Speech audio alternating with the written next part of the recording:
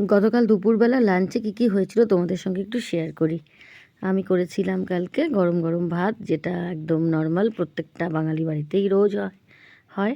তো আর সঙ্গে করেছিলাম রাত্রিরের জন্য একটু চিকেন কষা, কারণ 5-6 পিস মাংস ফ্রিজে ছিল। আগের দিন মাংস হয়েছিল, তার থেকে আমি 5-6টা পিস সরিয়ে রেখেছিলাম। তো ওটা একটু কাঁচা লঙ্কা, পেঁয়াজ, টমেটো, ধনেপাতা নয়, টমেটো দিয়ে একটু গুঁড়ো মশলা দিয়ে নর্মাল যেরকম কষা মাংস করে ওরকমই করে রেখেছিলাম রাতে রুটি দিয়ে খাওয়ার জন্য।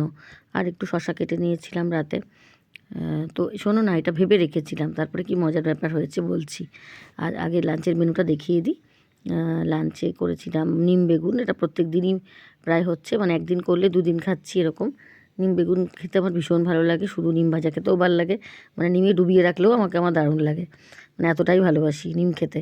আর এটা হচ্ছে তোমার মাশরুম পেঁয়াজ দিয়ে ভাজা, বাটন মাশরুম, এমনি নর্মাল পেঁয়াজ দিয়ে নুন দিয়ে লঙ্কা দিয়ে ভাজা। আর এটা হচ্ছে মাছের ঝাল, তেলাপিয়া মাছের মাথা ছিল, ওটা দিয়ে সর্ষে বাটা দিয়ে একটু ঝাল ঝাল করে করেছি। আর কালকে ডাল করা হয়নি। আর একটু ছিল বাসি ভাত, আমার ভীষণ ফেভারিট বাসি ভাত। লাস্টে ভেবেছিলাম একটু খাবো, তো তারপর কিন্তু আর খেতে পারিনি, কারণ পেটটা ভরে গিয়েছিল। লঙ্কা পেঁয়াজ দিয়ে তেল দিয়ে ভেবেছিলাম খাবো।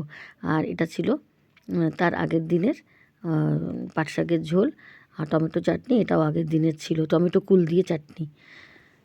সঙ্গে নিয়েছিলাম পাট শাকের সঙ্গে কাসুন্দি। কাসুন্দিটাও ভালো লাগে আমার খেতে, জানি না তোমাদের কার কেমন লাগে, কিন্তু শাক ভাজা দিয়ে কাসুন্দি খেতে কিন্তু আমার ভীষণই ভালো লাগে। আর সন্ধেবেলায় কী করেছি জানো তো? সন্ধেবেলায় কালকে চলে গিয়েছিলাম বেনাচিটি বাজারে। মানে বেনাচিটি বাজারে বলতে গিয়েছিলাম, একটু কাজ ছিল, নিজেদেরই একটু কেনাকাটি ছিল। আর চলে গিয়েছিলাম ধোসার দোকানে, মানে আমাদের মোহন কাফে, বেনাচিটির খুব বিখ্যাত দোকান, অনেক পুরনো দোকান। তো মোহন কাফেতে চলে গিয়েছিলাম দুজনে। ওখানে গিয়ে ধোসা অর্ডার দিয়েছিলাম। আমার বর যদিও ধোসা খুব একটা ভালোবাসে না, কিন্তু আমার পাল্লায় পড়ে কালকে ও খেয়েছে। ও ভেবেছিল ছোলে বাটুরে খাবে, কিন্তু ছোলে বাটুরে ওর আবার দুটোতে পেট ভরে না, ওর আবার 3টে লাগে। তো আমি বললাম অলরেডি মাংস করা আছে বাড়িতে, কী দরকার ছোলে বাটুরে খাওয়া, তার থেকে একটা করে ধোসা খাও, ঘরে গিয়ে আবার রুটি মাংস খাবে। তো রাজি হয়ে গেল।